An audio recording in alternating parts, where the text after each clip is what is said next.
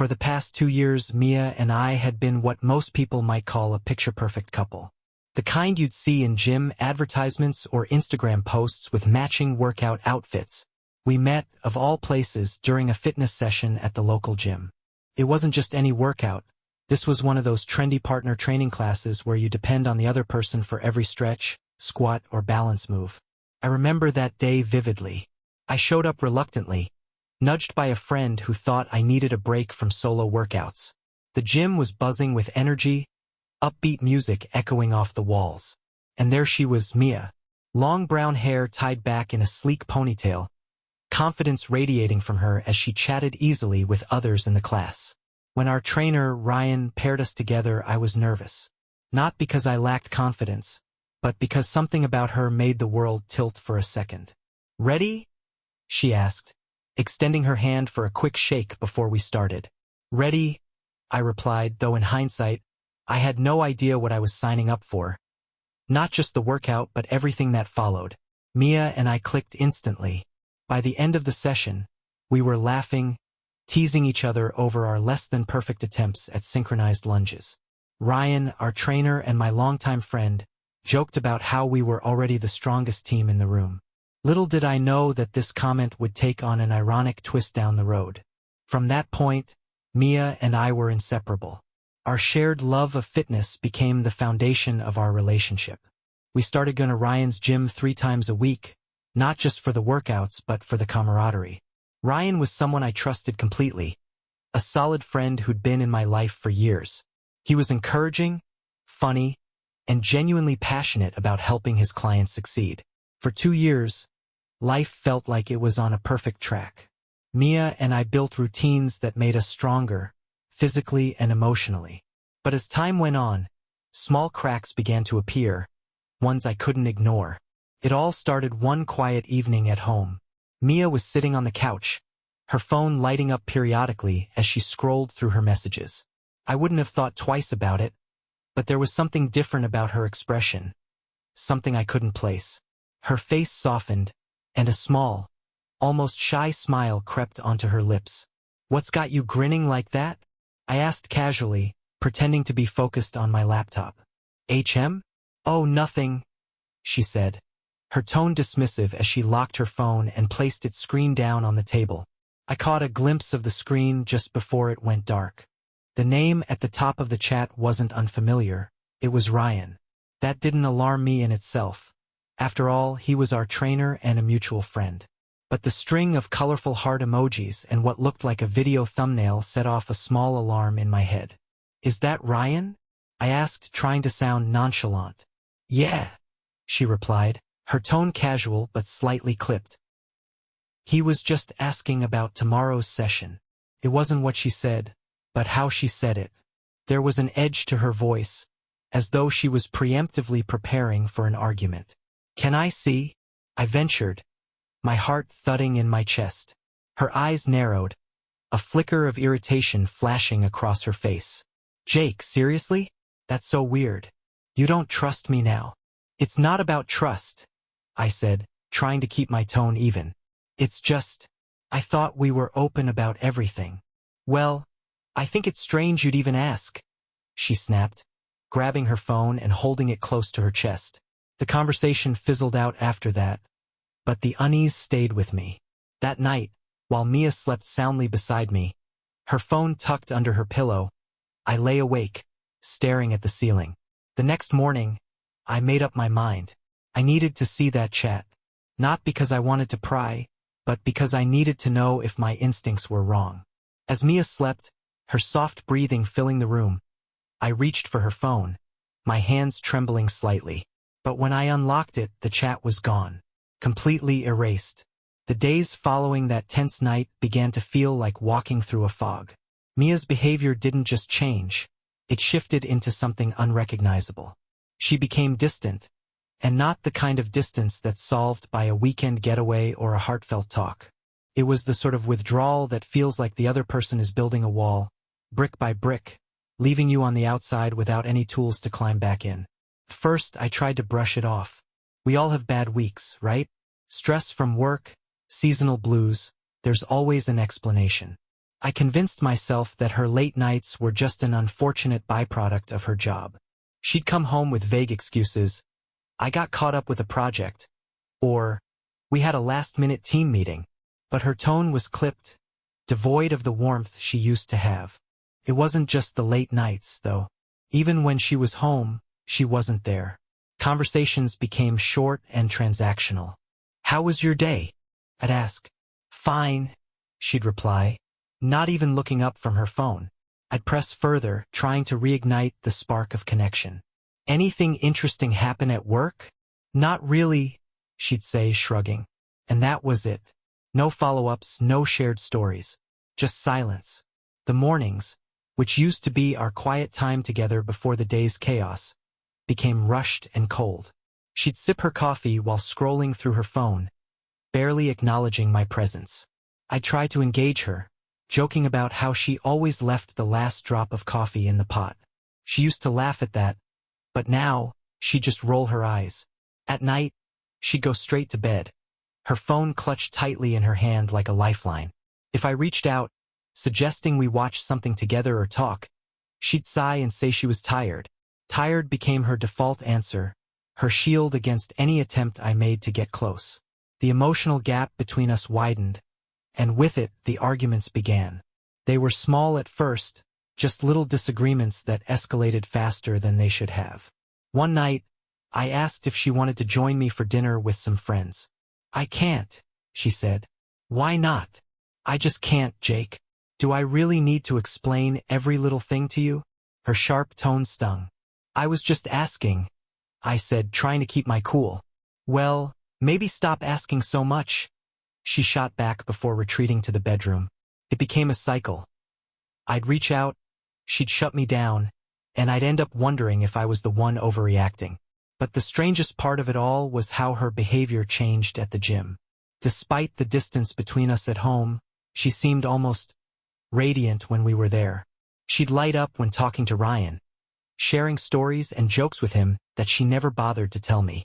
"Ryan, you wouldn't believe what happened at work today," I overheard her say once as we were warming up. She went on to tell him a detailed story about an office mishap that she never mentioned to me. I stood there, dumbfounded, gripping the dumbbells tighter than necessary. Why was she telling him this and not me? It didn't stop there. During our sessions, I began to notice how much more she gravitated toward him. Sure, Ryan was her trainer, but something felt off. She laughed a little too hard at his jokes, lingered a little too long after sessions, and seemed to hang on his every word. One day, I caught them talking by the water fountain. She was smiling in a way I hadn't seen in weeks. As I approached, she quickly turned away, her expression shifting as if I'd interrupted something private. "What were you guys talking about?" I asked casually. "Nothing important," she said, brushing past me. "Nothing important." That phrase became her mantra whenever I asked about anything involving Ryan. The tension boiled over one night after the gym. On the drive home, I finally voiced what had been gnawing at me for weeks. "You seem really close with Ryan lately?"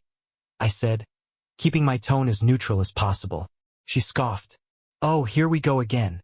Jake, he's my trainer. That's his job, to talk to me and guide me through workouts." "I know, but it's more than that," I said, my grip tightening on the steering wheel. "You tell him things you don't even tell me." "That's ridiculous," she snapped. "You're being paranoid." "Am I?" I shot back, my voice rising. "Because it doesn't feel that way. It feels like you're more comfortable with him than with me." Her silence was deafening. When we got home, she slammed the car door and stormed inside. That night, like so many others, we went to bed with a chasm between us, the silence more oppressive than any words could have been. In the back of my mind, I couldn't shake the growing suspicion that something was happening, something she wasn't telling me. And deep down, I knew it wasn't just paranoia. I just didn't have the proof yet. The weeks turned into months, and the distance between us grew heavier, like an invisible wall that neither of us could, or maybe wouldn't, climb. Mia was home less and less, and when she was there, it felt like her mind was somewhere else entirely. Our arguments became as routine as brushing our teeth. Quick, bitter, and never truly resolved. It wasn't that we didn't try, at least at first. After a particularly tense week, I suggested a quiet night in. I cooked her favorite dinner, set the table with candles. Everything I thought might remind her of what we had before this tension took over. When she walked in the door that night, though, her face was blank. "What's all this?" she asked, dropping her bag on the floor. "I thought we could have dinner together," I said, forcing a smile. She sighed, glancing at the clock. "Jake, I'm exhausted. I already ate at work." My heart sank. "You could have told me," I said, trying to keep my voice steady. "I didn't think I needed to run every little detail by you," she snapped, brushing past me on her way to the bedroom. I stared at the table for a long time after she left, the candles flickering weakly as the food grew cold. The next day, I decided to confront her about the growing gap between us. As she was getting ready for work, I leaned against the bathroom doorway, watching her apply her makeup. "Do you even want to talk about what's happening between us?" I asked. She paused, mascara wand in hand, and met my gaze in the mirror. "What are you talking about?" "This," I said, gesturing vaguely. "Us. You're barely here anymore, Mia. You don't talk to me, and when I try to bring it up, you act like I'm the problem." Her expression hardened. "Maybe because you are the problem, Jake. You're always overthinking, always assuming something's wrong when there isn't." "How can you say that?" I asked, my frustration boiling over. "You've been so distant." "I'm not distant," she interrupted. "You're just suffocating me. I can't even breathe without you analyzing it." The words hit like a slap. I stood there, stunned, as she grabbed her bag and walked out without another word. The tension spilled over into the gym as well. Ryan was always there, his easygoing smile and encouraging words a stark contrast to the cold front Mia was giving me. She seemed drawn to him like a moth to a flame, and I couldn't help but notice how her demeanor changed around him. During one session, I watched as Ryan helped Mia with her form on a set of deadlifts. Support the channel by subscribing. It really makes a difference. His hands lightly touched her waist to guide her posture, and she laughed at something he said, a laugh that felt like it belonged to a stranger. When she walked over to grab her water bottle, I couldn't keep it in any longer. "You two seem pretty close," I said, trying to sound casual but failing miserably. She rolled her eyes. "Oh, not this again. What do you expect me to think, Mia?" I asked, my voice rising despite myself. "You're more open with him than you've been with me in months." "Maybe because he doesn't question every little thing I do," she shot back, her voice sharp enough to cut glass. Ryan, sensing the tension, walked over with his trademark grin. "Everything okay here?" "Fine," Mia said quickly, brushing past me to return to her set. But it wasn't fine. Not even close. Later that night, as we were lying in bed, the silence was unbearable. I stared at the ceiling, my mind racing. Finally, I turned to her. "Do you even care about us anymore?" I asked softly. She didn't respond right away, and when she finally did, her voice was cold. "Of course I care, Jake. But you're making it impossible to even want to be around you." The words stung more than I cared to admit. I rolled over, my back to her, and stared into the darkness. It wasn't just the arguments or the coldness that wore me down. It was the little things, the absence of the things we used to share. She stopped asking how my day was, stopped laughing at my jokes, stopped touching me, even in passing. And then there was her phone. It was always with her, always locked, and always turned screen side down. If I ever glanced her way while she was on it, she'd immediately turn it away or leave the room altogether. The final straw came one evening after another argument. She'd stormed out of the apartment, slamming the door behind her. I sat there in the quiet, staring at the spot where she'd stood moments ago. My chest felt heavy, my mind spinning with questions I didn't want to answer. That night, as I lay awake in the dark, I made a decision. Whatever was going on, I needed to know. I couldn't keep living in this limbo, walking on eggshells while she drifted further away.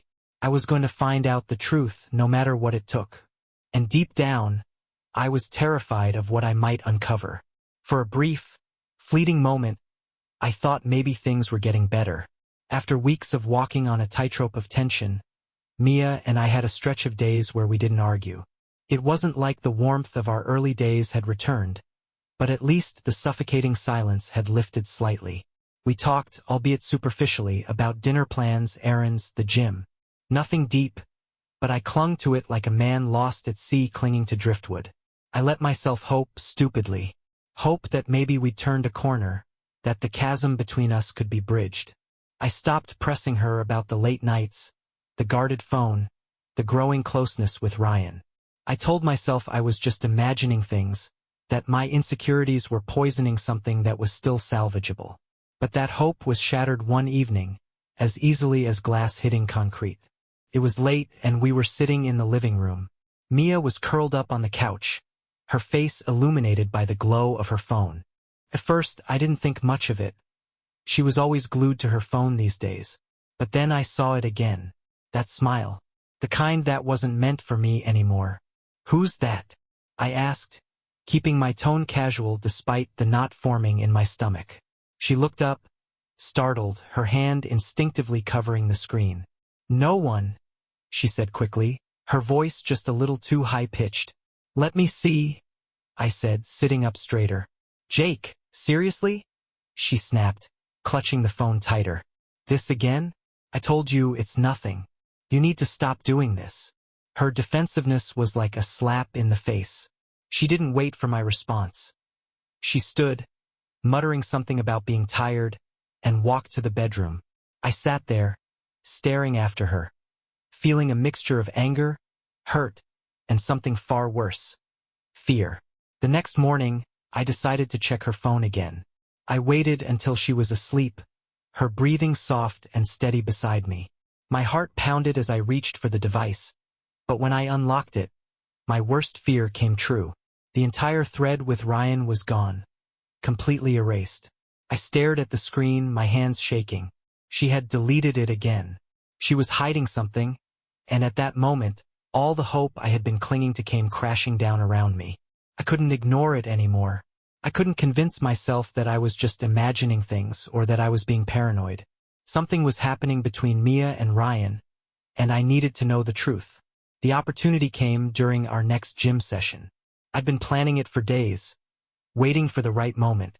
As we were halfway through our workout, I turned to Mia and said, "I need to use the restroom. I'll be back in a minute." She barely looked up, engrossed in whatever conversation she was having with Ryan. Instead of heading to the restroom, I slipped into the locker room. My heart was hammering in my chest as I approached Ryan's locker. I knew he didn't bother with a combination lock.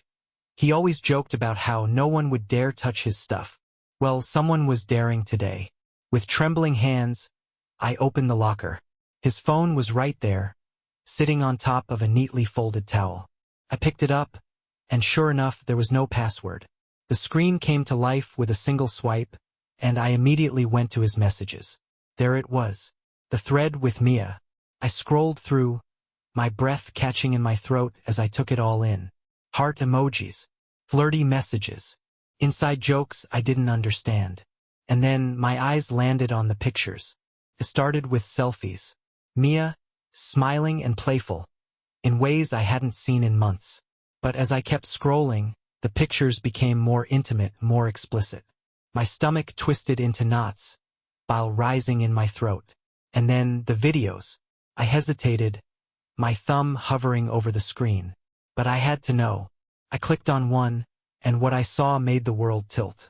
It was Mia, my Mia, and Ryan, together, intimately, laughing, whispering, completely oblivious to the camera he had set up to record them. Couldn't breathe. My chest felt like it was caving in, like someone had punched me in the gut and knocked all the air out of my lungs. My legs felt weak, and for a moment I thought I might collapse right there in the locker room. My mind raced, replaying every moment of our relationship. Every laugh, every kiss, every promise we'd made. All of it tainted now, poisoned by what I had just seen. How could she look me in the eyes every day, sleep beside me every night, while doing this behind my back? I wanted to scream, to throw the phone against the wall, to confront them both right there in the gym.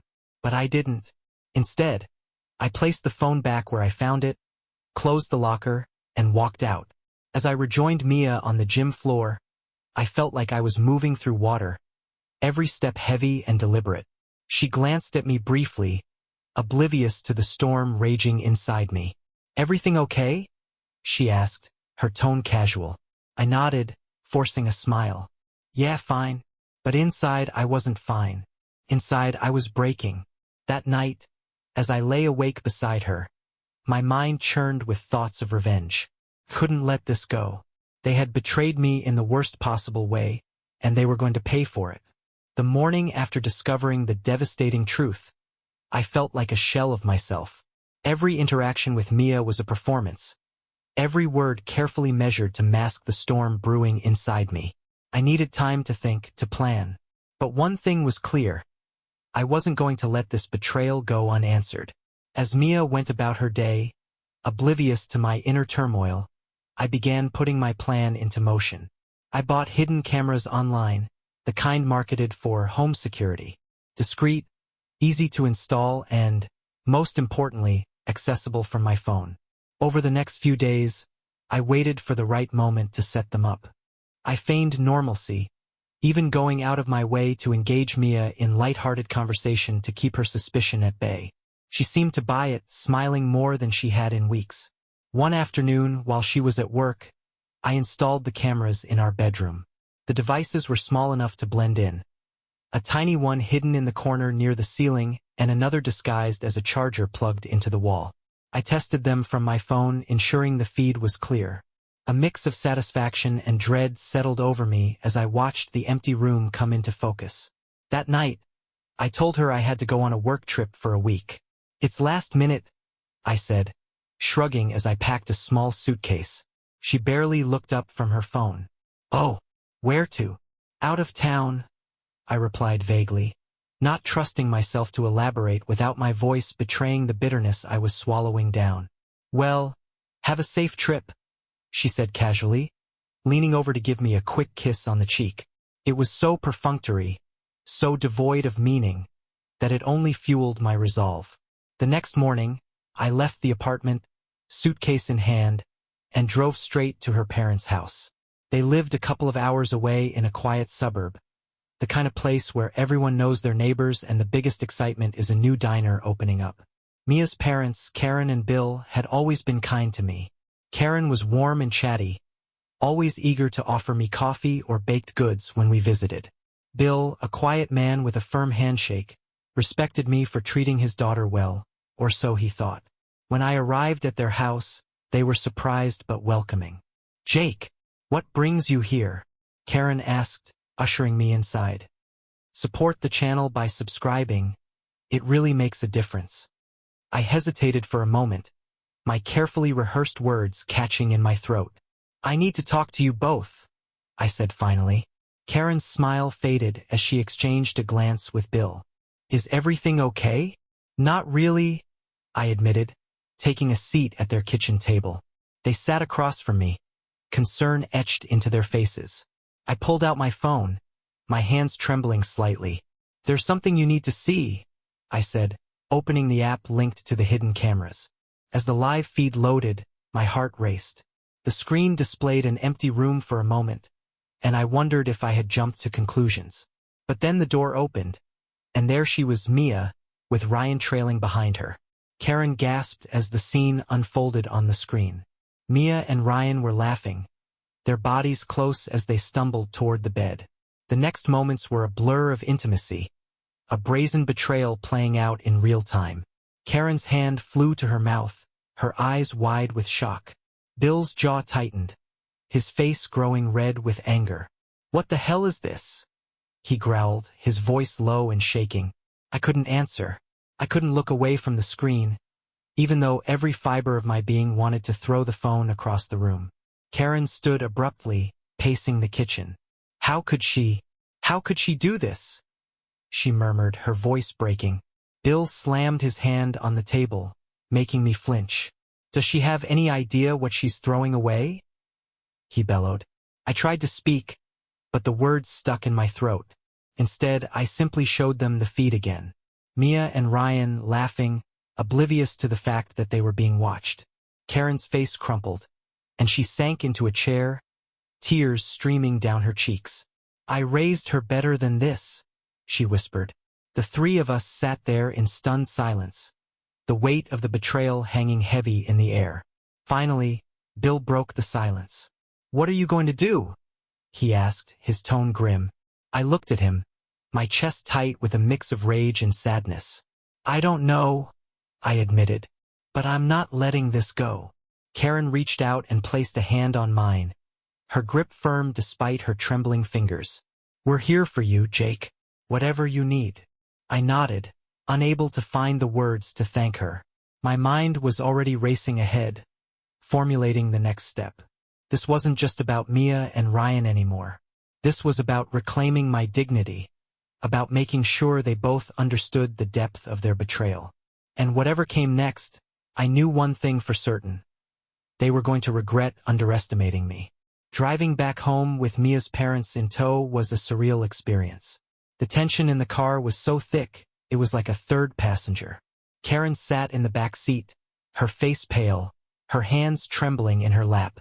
Bill, in the passenger seat, stared straight ahead, his jaw clenched so tightly I thought his teeth might crack. Not a word was spoken during the drive. Every so often, Karen would let out a small, choked sob, and Bill would grip the door handle a little harder. But no one broke the silence. I didn't even turn on the radio. I needed them to sit with this to process what they had seen. When we pulled into the driveway, my chest tightened. There it was, our apartment, the place I thought of as my sanctuary, now tainted by betrayal. The lights were still on in the living room, a faint reminder that Mia was completely unaware of the storm about to crash down on her. Karen hesitated as we got out of the car, her eyes darting toward the lit window. "Jake, are you sure about this?" she asked, her voice barely above a whisper. "Yes," I said firmly. "They need to face the consequences." Bill nodded grimly. "She made her choices. Now she can deal with them." I unlocked the door and led them inside. The apartment felt different, smaller, suffocating, like the walls were closing in. The sound of muffled laughter filtered through from the bedroom. My stomach twisted as I recognized Ryan's voice mingling with Mia's. Karen gasped audibly. Bill's face turned a deep shade of red. I didn't hesitate. I marched straight to the bedroom door and threw it open. The scene inside was one I'll never forget. Mia and Ryan were sprawled across the bed, laughing like they didn't have a care in the world. When they saw me, their laughter died instantly. "Jake!" Mia stammered, sitting up, her face a mixture of shock and panic. Ryan jumped to his feet, his smug grin vanishing. "Whoa, man, what are you?" I didn't let him finish. I closed the distance between us in 2 quick strides and swung with all the anger I had bottled up inside me. My fist connected with his nose, a sickening crunch echoing through the room. He stumbled backward, clutching his face. "What the hell, man?" he shouted, blood dripping between his fingers. "Get out!" I growled, my voice low and dangerous. "Now!" Ryan tried to say something, but I wasn't interested in hearing it. I grabbed his shirt and shoved him toward the door. He stumbled into the hallway, still holding his nose, and I followed him to the front door. "You ever come near this house again, I swear you'll regret it," I hissed before slamming the door shut behind him. When I turned back, Karen and Bill were standing in the living room, their expressions a mix of anger and heartbreak. Mia was still in the bedroom, frozen in place, her face pale as a sheet. "Mia, get out here," Bill barked. She shuffled into the living room, avoiding everyone's gaze. "What's going on?" she asked weakly, her voice trembling. "What's going on?" Karen repeated, her voice sharp with disbelief. "What's going on is that we saw everything, Mia. Everything. How could you?" Mia's eyes darted to me, panic written all over her face. "Jake, you showed them?" "Yes, I did," I said coldly. "They deserve to know who you really are." Tears welled up in her eyes. "I can explain." "Don't you dare," Bill interrupted, his voice booming. There's nothing you can say that justifies what you've done. Do you have any idea what you've thrown away? What you've done to Jake? To us? Karen shook her head, tears streaming down her face. We raised you better than this, Mia. I don't even recognize you anymore. Mia's tears spilled over. Mom, Dad, please. No, Bill said firmly. Don't mom or dad us. You've embarrassed us, betrayed the trust we had in you. And for what? A fling with some gym rat. Mia collapsed onto the couch, burying her face in her hands. I'm sorry, she sobbed. I didn't mean for this to happen. Didn't mean for it to happen? Karen repeated, her voice shaking. Mia, this didn't just happen. You made choices. Over and over again, you chose this. You chose to betray Jake, to humiliate yourself and us. There was a long silence as her parents' words hung in the air. Finally, Bill turned to me. Jake, what do you want to do? I took a deep breath, trying to steady myself. I want her out of my life, I said. She can pack her things and leave. Karen nodded slowly. We'll help you with that. Mia looked up, her face streaked with tears. You don't mean that, she whispered. You can't just cut me off. Bill's expression hardened. You did that yourself, Mia. Until you take a long, hard look at the person you've become, we don't want to see you. Don't call us. Don't come to our house. As far as we're concerned, you're on your own. Mia sobbed harder, but none of us moved to comfort her. Karen turned to me, her voice softening. Jake, we're so sorry for everything. Support the channel by subscribing. It really makes a difference. You didn't deserve this. I nodded, unable to speak through the lump in my throat. As the night wore on, Mia began packing her belongings under her parents' watchful eyes. The apartment felt heavier with every box she carried out, but I knew one thing. This was the beginning of my freedom. And as painful as it was, I felt a strange sense of relief knowing the truth was finally out. The end of our relationship wasn't clean, quick, or easy. Mia left that night with her parents, but the aftermath stretched on like an open wound that refused to heal. At first, she tried to apologize. The texts started the next morning. Jake, I'm sorry. I messed up. Can we please talk? I ignored them. When I didn't respond, the calls began. Every hour, like clockwork. I stopped answering after the first one, where she sobbed into the receiver, begging me to reconsider. It was a mistake, she said. I didn't mean to hurt you. Please, Jake. I'll do anything to fix this. But I didn't want to fix it. How do you fix something that's shattered into 1,000 irreparable pieces? For the first few weeks, I thought she might eventually give up. But instead of fading, her desperation grew. She started showing up unannounced, pounding on my door late at night. Sometimes, she'd stand in the hallway for hours, crying, begging me to let her in.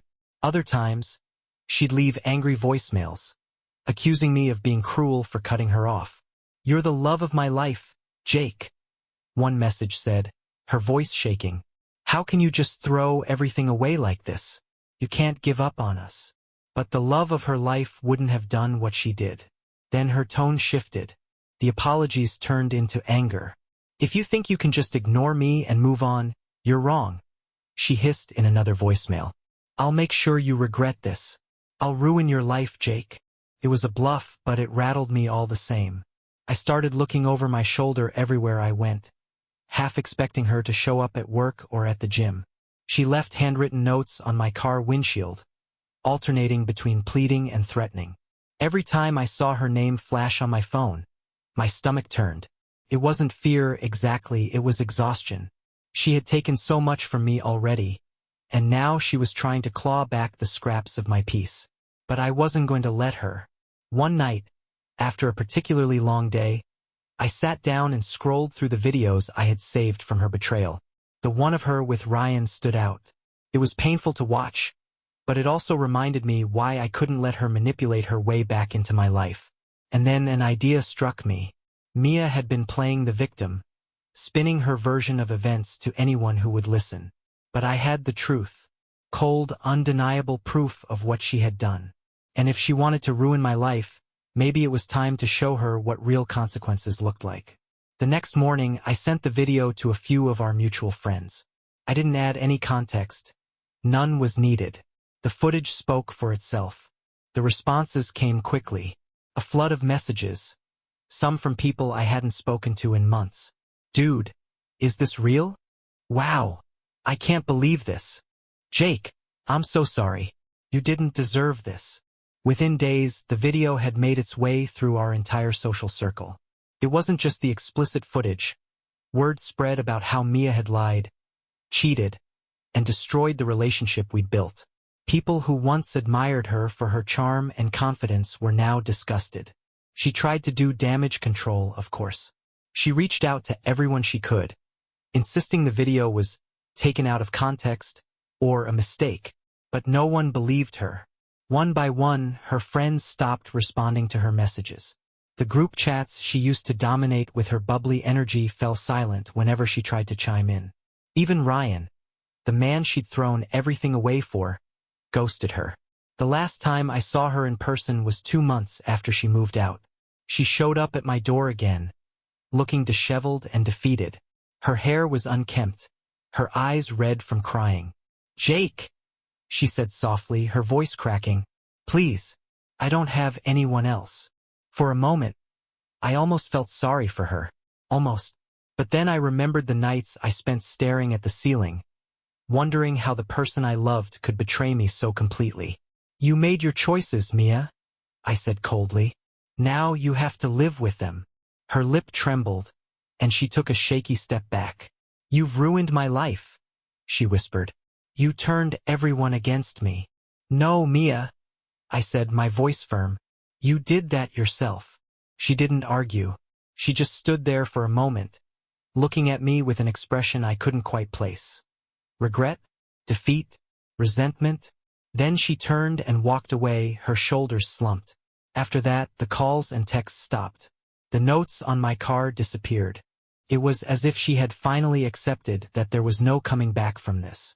For the first time in months, I felt like I could breathe again. I wasn't proud of what I'd done, but I didn't regret it either. Mia had destroyed our relationship, and in the end, I made sure she felt the full weight of her actions. She wanted to ruin my life, but all she succeeded in doing was isolating herself completely. And as harsh as it sounds, I felt no guilt. She made her bed. Now she had to lie in it, alone. The weeks that followed were a strange mix of relief and emptiness. The chaos Mia had brought into my life was finally gone. But so was everything that had once tethered me to her. The relationship I'd poured my heart into for 2 years had ended in ashes, leaving me to rebuild from scratch. At first, I tried to keep busy, filling my days with work, the gym, and reconnecting with friends I'd unintentionally distanced myself from during the worst of it. But there were moments when the silence was unbearable, when the weight of what had happened pressed down on me like a suffocating fog. The apartment felt different now, colder, emptier. Every corner held memories I didn't want to face, like echoes of a life that no longer existed. The couch where we used to sit together, laughing at dumb movies. The kitchen where we'd cook, bumping into each other in the small space. Even the bed was a reminder of what I'd lost, what had been taken from me. One night, as I was scrolling aimlessly through my phone, I came across old photos of us. Mia and me at the beach, her arms slung over my shoulder, both of us smiling as if nothing in the world could touch us. Another one from a hike we'd taken, her face flushed with exertion but radiant with joy. I stared at those pictures for a long time, my chest tightening. How could someone who once meant everything to me become a stranger, worse, an enemy? How did we get here? But as painful as it was to look back, I knew I couldn't stay in that place forever. Mia was my past, not my future. And if I kept letting her haunt me, then she'd win. That realization pushed me to take the final step toward closure. I gathered everything that reminded me of her. The framed photos, the little trinkets she'd brought back from trips, even the blanket she loved to curl up with on the couch. I packed it all into a box, sealing it shut with thick, deliberate strips of tape. Then I drove to the nearest donation center. As I handed over the box, I felt something shift inside me. It wasn't instant relief, but it was a start. A small, tangible act of letting go. Life moved forward as it always does. I focused on myself, something I hadn't done in a long time. I threw myself into my workouts with renewed intensity, setting goals and smashing them one by one. I started going out more, reconnecting with old friends who reminded me of the person I was before Mia. And slowly but surely, I began to feel like myself again. One afternoon, I ran into an old friend at a coffee shop, a woman named Hannah. We'd met years ago at a mutual friend's party, but life had pulled us in different directions. She greeted me with a warm smile, and for the first time in months, I felt something I thought was gone. A spark. We spent hours catching up, talking about everything from work to travel to the books we were both reading. There was no pressure, no expectations, just easy conversation that left me feeling lighter than I had in ages. We started meeting regularly after that, and while I wasn't ready to jump into anything serious, it felt good to share my time with someone who didn't carry the weight of my past. As for Mia, she faded into the background, a distant memory of a chapter one had finally closed. The friends we once shared no longer spoke of her, and from what little I heard, she had moved to a new city trying to start over. Part of me wondered if she ever thought about what she'd done, if she regretted it, but I realized it didn't matter. Her choices were her own, and they no longer had power over me. I wasn't angry anymore. I wasn't bitter. I was just free. Looking back, the experience had changed me in ways I didn't fully understand yet. It had broken me, yes, but it had also taught me resilience. It forced me to confront the worst and come out stronger on the other side. And as I stood on my balcony one evening, watching the city lights flicker in the distance, I felt a quiet sense of peace. Life wasn't perfect, but it was mine again, and that was enough. Support the channel by subscribing. It really makes a difference.